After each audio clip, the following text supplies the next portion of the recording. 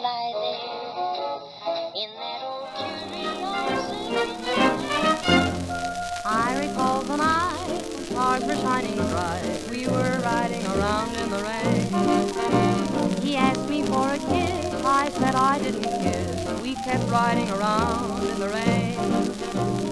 Then he held my hand, but I didn't understand, and it all seemed so in vain. Then I answered yes, I found my happiness riding around in the rain. So don't wait for June night, and don't look for moonlight, and don't linger down in Lover's Lane. Wait and pick a night, a dark and stormy night, and go riding around in the rain.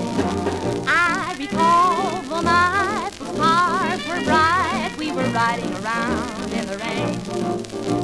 He asked me for a kiss, but I said I don't kiss, riding around in the rain. Then he held my hand, but I didn't understand, it all seemed so in vain. Then I answered yes, I found happiness riding around in the rain. So don't wait for June night, don't look for moonlight, don't linger down in Lover's Lane. Wait and pick a night, a dark and stormy night, and go riding around in the rain. Right in the back, this beautiful tall vase right here is an early piece of Weller pottery, and the finish on it, it's actually from a line called Niska, N-E-I-S-K-A, and I believe that's how you would pronounce that. I'll lift it up and show you the signature on the bottom. Incised there, Weller pottery. This is from the early 30s, and I don't know how well it shows up, but there's little hints of green poking through. It's sort of a semi-gloss finish, or glaze rather. Very heavy pot vase, rather thick, with a nice ivory inside, which gives it a nice contrast. And this mottled look here, almost, some people describe it as watercolor. There's a lot of subtlety to the colors, and it's really pretty. It's sort of a classical shape, and it dates right to the mid-1930s. I think you saw when I found this, just amazing to find one in this condition from that era. Nice and clean and really good condition on the glaze. Blossom Time, I think so, is this piece of McCoy over here. Also completely undamaged. I'll let you see the mark. I think this dates to, well, most of this stuff is very late 30s into the 1940s. This one being early 30s, 1920s here, and 1930s here. But the McCoy piece is a pretty yellow color. It's also sort of a semi-gloss. And I'll get down here and let you see it a little bit better. It's just in lovely condition. Spin it all the way around. Fantastic to find this wonderful pottery. You remember the big piece of York pottery here, yes? Made in York, Pennsylvania, and that's the Pfaltzgraff Company. Now this is pre-quote-unquote Pfaltzgraff, but same folks who made the dishes. This dates to the 30s. Again, the glaze is in excellent condition. There's not a chip or a crack or any damage to this glaze at all. It's absolutely beautiful, and I will let you see the mark on the bottom. York pottery. The keystone there, because of course Pennsylvania is the keystone state, and we're actually not a state, we're a commonwealth. But that's just splitting hairs.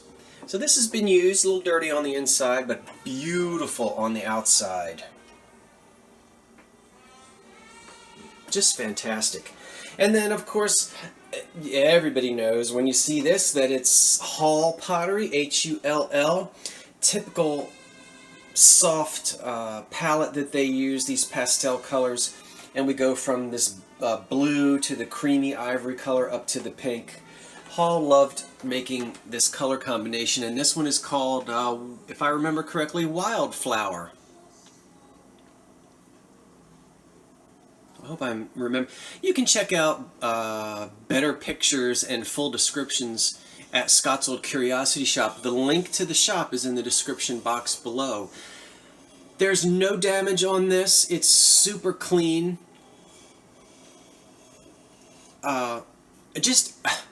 It really is baffling the condition that all of these pieces are in, considering that they all came... Did everything here come from thrift shops? Everything did, and you saw me thrift a lot of this stuff. You were with me watching. That's a little manufacturer's smudge there in the color on the glaze. Just made that way. I'll let you see the bottom. It's upside down, but I'm not going to spin it around. This is a 9.5-inch vase, and it dates to the very late 30s to the early 40s. 9.5 inches there, and we can see this is a generous 12 inches tall. Now we're going to get into the Roseville. That's what you see all down here across the front. And this set of candlesticks is in the Columbine pattern. And let's refocus there. And this is the only one that has a chip. There's a little chip right there, which someone needs to do a better job at disguising that chip, but you could.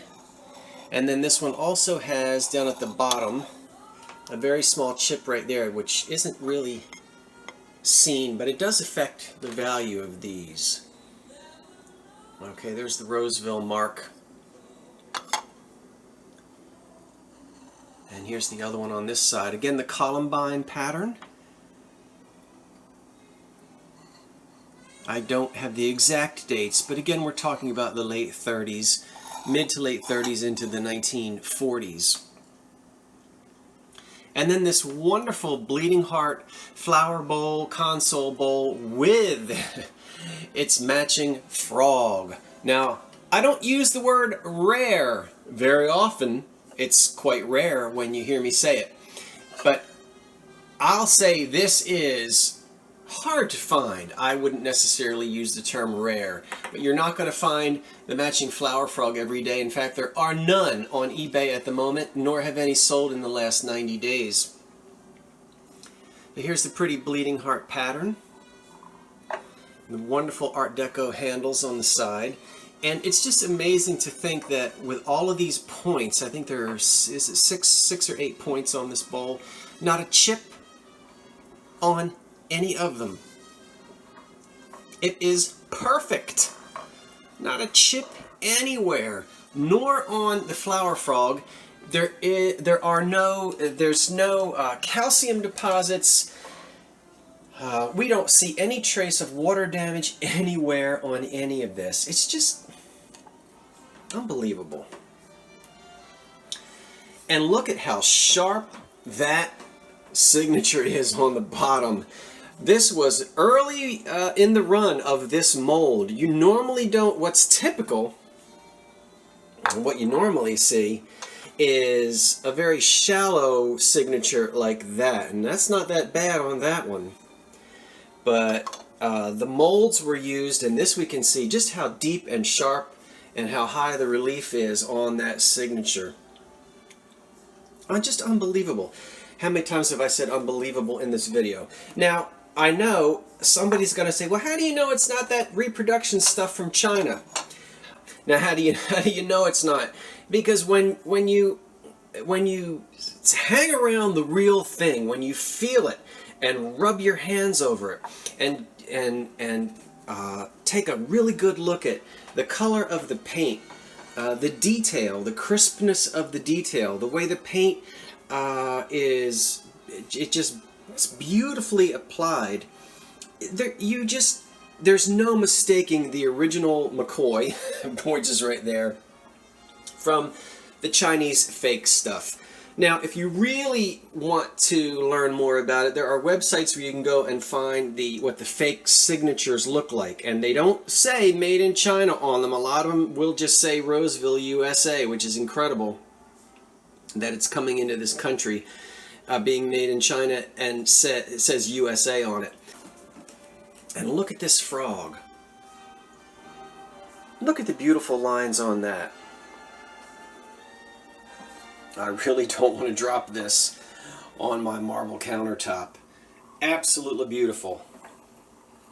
Little dust in there that I didn't clean off. It's marked very well on the bottom. And I'll put that right back down in there, turn this around. So these two, of course, I'm selling together in one auction. And then it wasn't too long ago you saw me thrift these La Rose candlestick holders. And this set actually came out in 1924, this design rather. And this is Roseville as well. And this is an ink stamp on the bottom, tried and true, that's the real thing. It's hard to see, but it's actually the letter R with a small V inside of the R, standing for Roseville, and that is the mark on these. And it's incredible that these are both in fantastic condition. One of them, let's see, it's hard to see it because it's on the bottom. There's a chip on this one at the very bottom. You just barely see it with it sitting down flat, but there you can see the chip right there. Okay. Right there. I'm happy that it's on the bottom and it can hardly be seen. Just beautiful, elegant candlestick holders from the 20s, made by Roseville. And then there's this funny looking guy back here. You say, well, that's not pottery. What is that doing there? Well, these were made in West Germany, and I will turn him around and let you see his original label on the back, which, give me a moment, we'll focus it in. This foil label is great. This is a Heissner gnome. We can see they're made in West Germany. And we also see West Germany on the bottom of his boot, his shoe there. And these little gnomes, they were made in several different sizes. This is an older one from the beginning of the production because of that foil sticker on the back and the way he's painted. And he's got his sort of original shellac that's covering him. There are no breaks or cracks on him anywhere, no chips, no repairs, all original, just as he was made after the war in West Germany. Now, of course, he would be pushing some type of cart or wheelbarrow or some type of instrument and wheeled thing, and that's missing. But he still has value just like that. He's very collectible. And he actually, I think, already has his opening bid. In fact, I know he already has a bid, and the Big Weller piece over here, there, the Big Weller piece has a bid. Nothing else has bids yet, but it's all up for sale, so it's a big art pottery collection here for sale in the old curiosity shop. And it's been really fun to find all these pieces over the last 6 months, to be able to study them, research them, and enjoy them, and then pass them on to new homes. Alright, so I'm going to back up here, and before I go, I want to tell everybody I apologize. I am a few days late on some shipments. Everything is packed, ready to go, and I'm finally going to be able to get it to the post office on Friday morning. We had a mess here with that tropical storm. The electricity is back on, and I can finally get where I need to go, but we had a tremendous amount of local flooding, and just it was a total mess. I won't get into all that, but I do apologize if you've purchased anything and you haven't received it yet. I haven't forgotten. It's all packed up and ready to go, and I will get to it tomorrow morning, which is Friday. Okay, thanks for taking a peek at all this beautiful art pottery. It's very affordable right now. Everything you see here was probably worth twice as much 15 years ago. So, hey, if you love this stuff, now's the time to collect it because it is affordable and it is beautiful pottery. So I'm Scott from the Old Curiosity Shop saying thanks for watching and so long for now.